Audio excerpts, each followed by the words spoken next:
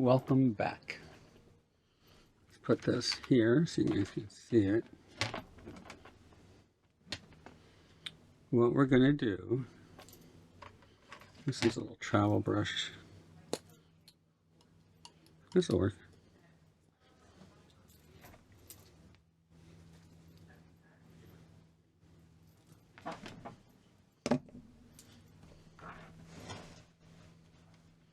Maybe we can go like this.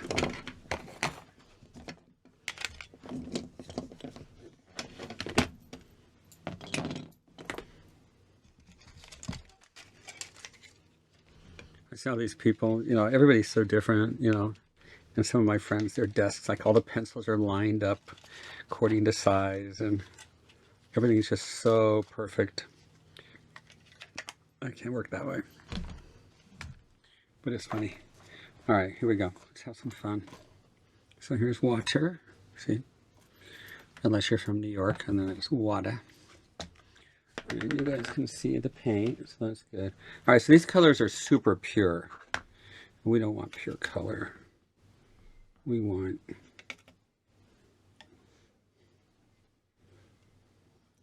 All right, so let's give her blue-green eyes. So notice how I'm taking and just adding, see how pure that color is? It's all pure color. But if I add the complement, it kills it right away. So I want to kill the color. Where's my phone? Here we go.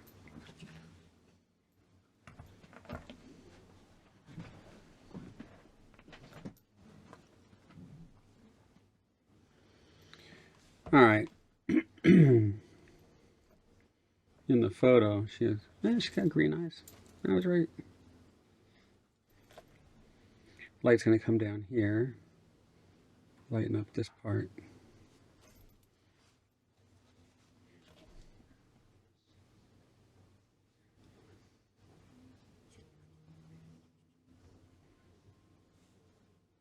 I mostly think of three things when I do color. I think of value first, and then I think of temperature, and then I think of the saturation and the intensity of the color. So it's the value. If the values are off, we're in trouble. Value first, go away. Values first, then the temperature, warm and cool, and then the saturation. If it's all saturated, then you're not going to be able to, it's going to be all in your face. To kill the saturation, just add the complement, that's all. Complement's on the other side. Or schmutz. Schmutz is anything that's brown. So complementary colors would be more color. Red, yellow, blue, green, purple, orange. If you want to add schmutz, add any brown, because brown comes from dirt. And at our school, I can do it for you guys too. I actually use dirt. I'll actually do a painting and use the dirt as to kill the chroma. It's really a fun lecture. I just had my granddog come over one day, and she knows where all the good dirt is. And I just had her show me where the dirt is, and we use that. I said, "Hey, sweetie, where's the good dirt in the backyard?" She took me right to it. So it was great. All right, so we got that. I could warm. Now, what I like to do is warm my core shadows. It's right there. Boom. Ooh. Kill it. Add some purple.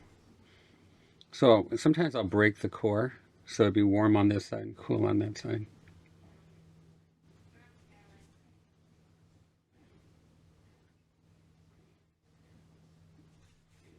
Nice and strong. And then I'll add some cool down here where it hits the cheek. Bam. Leave that, the reflected light of the green.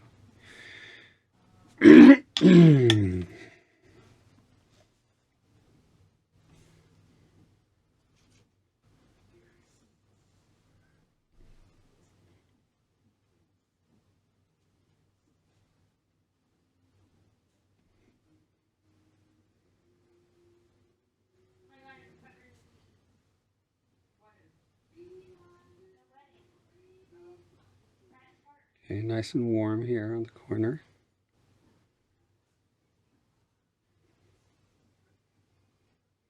This is called exhausting the brush. Where else can you put the brush? That brush stroke, that tone. So it might be right here on the bottom of the lip. Corners. Chin. How many different places? You don't want to cool it when you get towards the chin though. But how many places can you put that tone?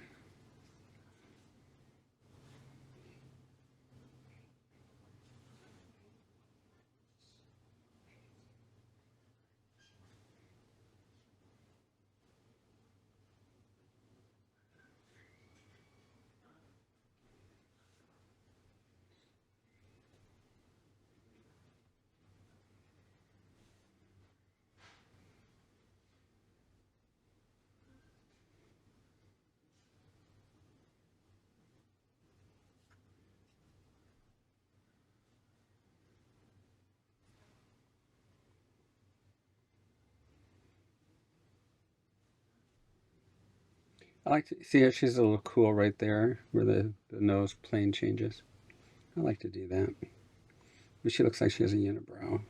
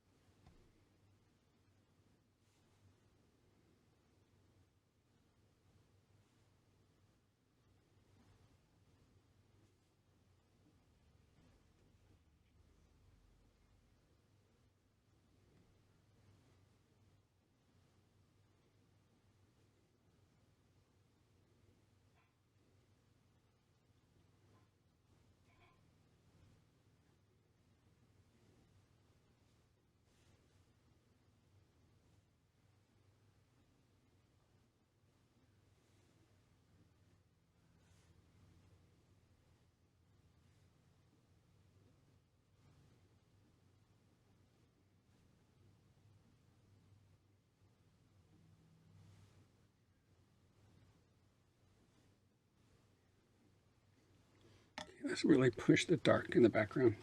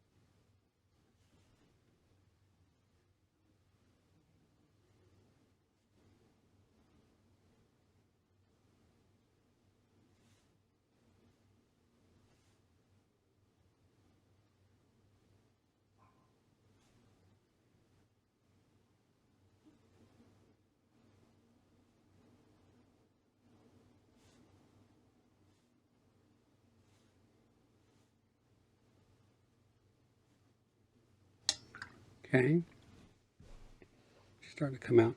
I'm not going to do a whole painting because I want it to be the drawing too. Just hitting spots.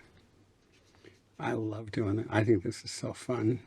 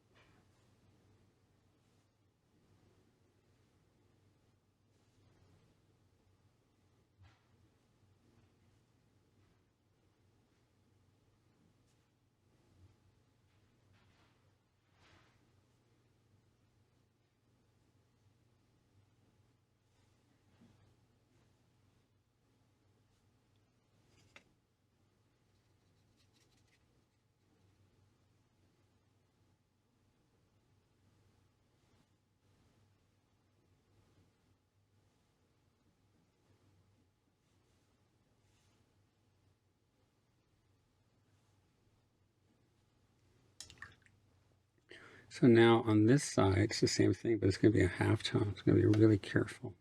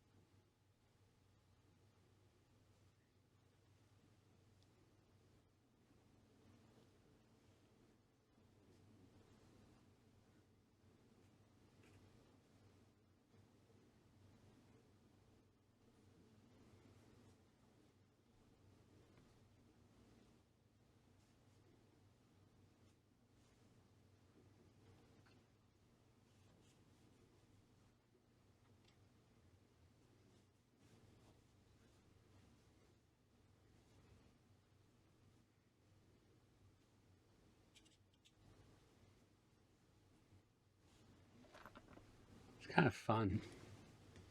Okay, now what I'm going to use is a little bit of white.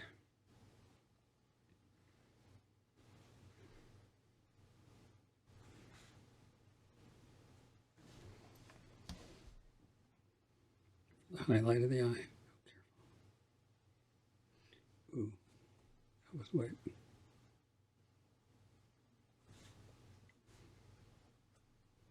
Nope, screwed that up. It's still wet. No problem. Just go back in.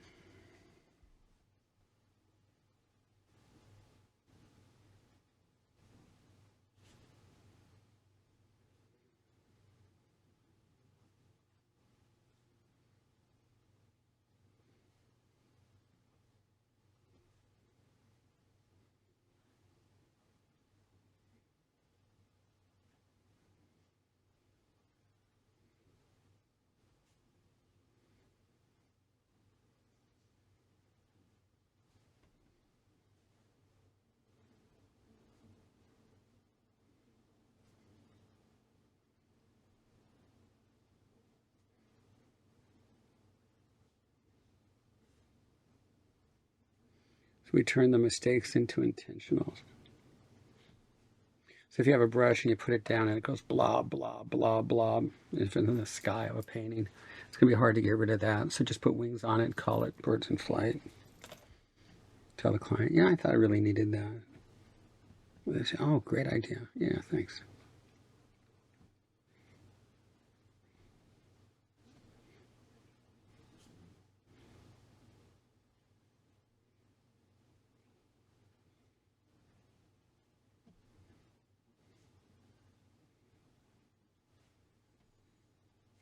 I think one of the definitions of a professional artist is knowing how to fix your mistakes.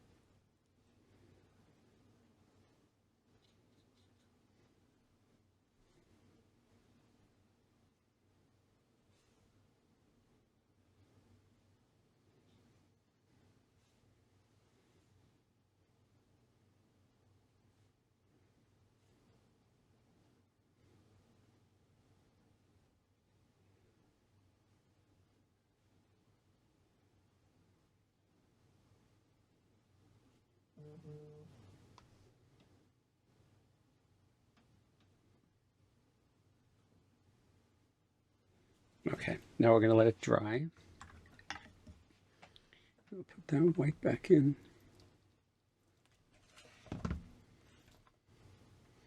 But we can put it on the nose and on the lips.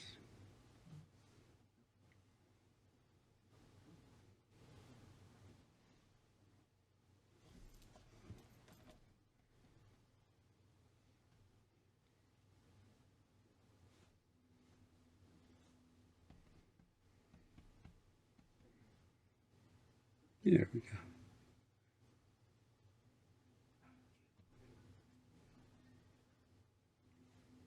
There's always a little step up to the lips.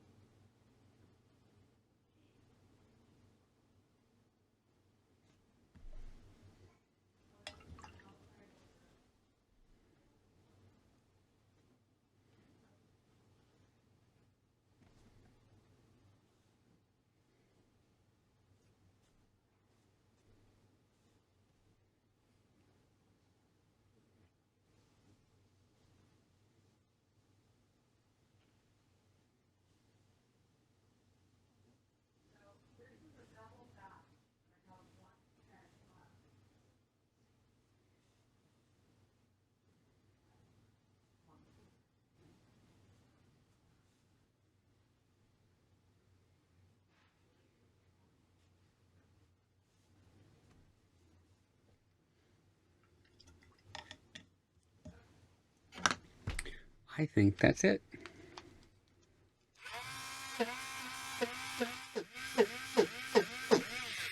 It doesn't do anything.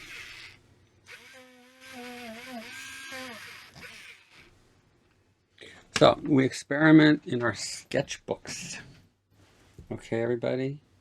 And then we use that knowledge when we do our professional work. But if you have to wait till you have an actual job to do to experiment, this doesn't work. So the sketchbook, we're experimenting all the time. And that's why we have so many sketchbooks.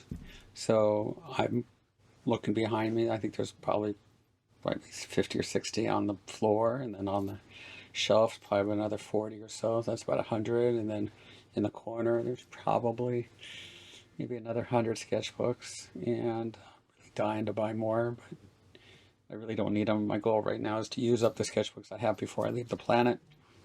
But when you finish a sketchbook, you just put it on the I don't put them on the shelf. They're not like these, ooh, you know, this is my sketchbook. I don't really care. So I put them on the on my desk at the school, or on a desk, and the kids can use them, you know, look at them if they do. So my goal right now is to have so many sketchbooks going that none of them ever really get finished. Isn't that kind of cool? So having fun. All right, I had a good time with this one. And let's move on to some new stuff. Thank Corey, because he's the man. Okay, see you in a while.